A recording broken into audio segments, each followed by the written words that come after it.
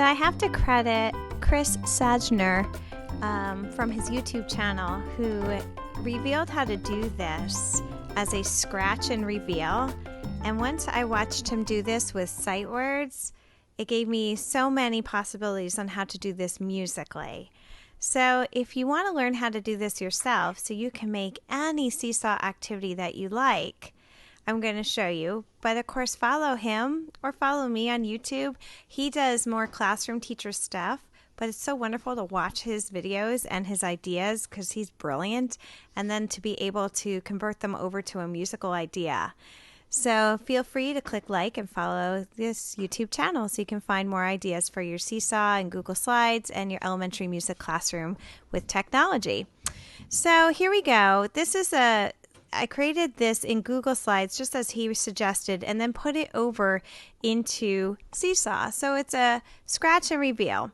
So to create this, I started with just my virtual classroom template. So this just means putting in a background and then adding an avatar and some of the musical instruments that they find in the room and my musical rug. As for the avatar, this one I took a screenshot of the Facebook avatar and then put it in remove.bg to remove the background so to make it transparent and it could just easily fit onto the screen. Now, to create the blue bar, all I did was go into the Shapes tool up here, find this, put it across the top. I decided to make it blue, so I went over here, made it blue, about there. Yep, and then just tapped right into it.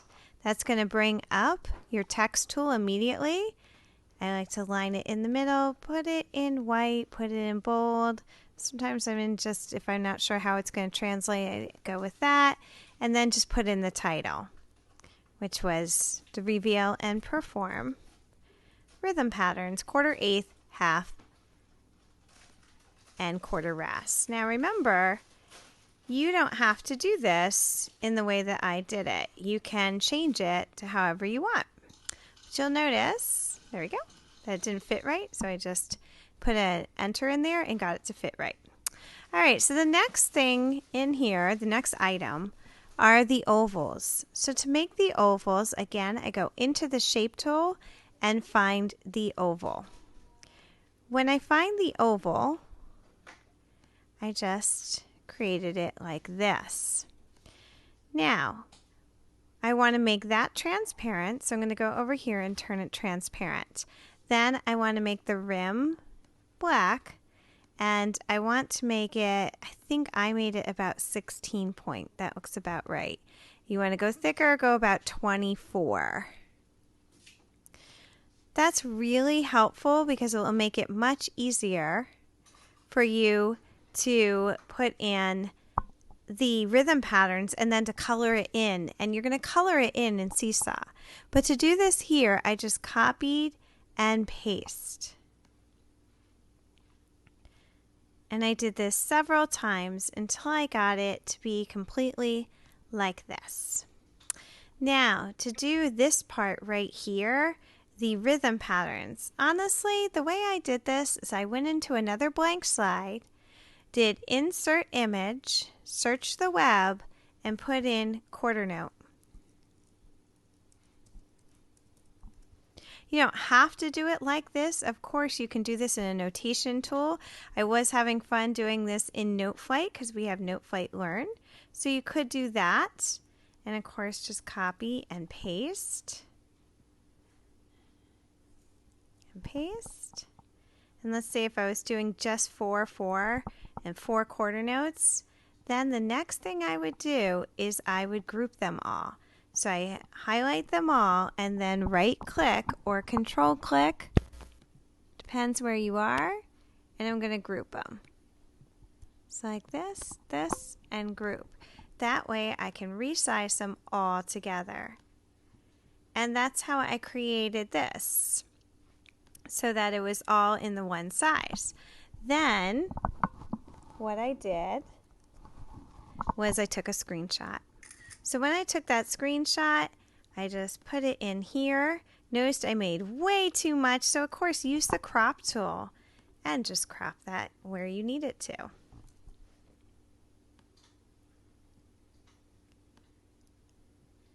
And again, if it's too big, resize it. And put that right in there. Perfect. Maybe you want to do a little bit more longer that way.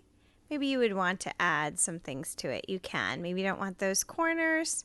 Of course, you can trim it to however you want. And so I added the rhythm patterns that I wanted. And again, I was just creating screenshots. You could create rhythm patterns however you normally do it, whether you're using Sibelius, Finale, Note Flight, Flat. You can create them whether you're using a Google search, but I like using the Google search within slides because then it's just using images that are labeled for reuse, so I know I'll find it. Even though I don't like these eighth notes, I did just find later on that if I just put in music note, I actually could find better eighth notes than the one when I actually put in eighth notes. So there was a way I found one that weren't so wide. Once I have it all ready and this is good to go, I just use that little call out tool to put this here and the directions. So now I'm ready. And what I do is I'm going to download as a JPEG. So I download this as a JPEG, it comes down, and I go into Seesaw. When I go into Seesaw, I'm ready to create a new activity, and I'm going to add the template for a response. I'm going to put in the drawing tool and put it right in. There it is. I love this step. There's an easier step that will automatically lock it, and you don't have to do that many steps. But I just put it right in. So now the final part of this is I'm going to show you is the drawing tool. So let me move the screen over a little bit. We're going to go over here to the drawing tool. And what I love here is the slider. Do you see how it puts that right on the screen? That way I can sit here and create the color that I need. Perfect. And then if you click it again, you'll get a nice thicker tool. And then I just colored it in. And I did that all the way to the end. And again, this is, I credit Chris Sajner, and I hope I'm saying his last name right. And this is how I created it. So what they're going to do is they are going to take the erase tool. So when they come into this, they're going to click the microphone. Go. They click start recording, and it tells erase the oval and record yourself. So they're going to start recording. They grab it. They erase just like this. And when they erase, they have to perform it. Ta, ta, ta, ah. Ta, ta, ta, ah. Then they erase over here. This one my second graders were performing today. Rest, rest, rest, ta. Rest, rest, rest, ta. And when they're done, they would click done and submit it. And that would be what they would submit. Yeah, I agree. It's great. So that's how I made that. And again, it's just following Chris on YouTube. And it's a great way to make a scratch and reveal. And you don't have to do just rhythm patterns. I also decided to do this in melodic patterns. So when these are all the melodic patterns you'll find in Starlight, Starbright, and they'll erase to reveal.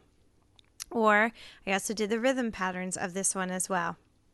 So this is a great way to create a kind of scratch and reveal and perform these patterns in Seesaw. And it's a great way to assess students. So I hope that helps. Check out my book on Amazon right now and find out more ways to integrate technology into your elementary music classroom.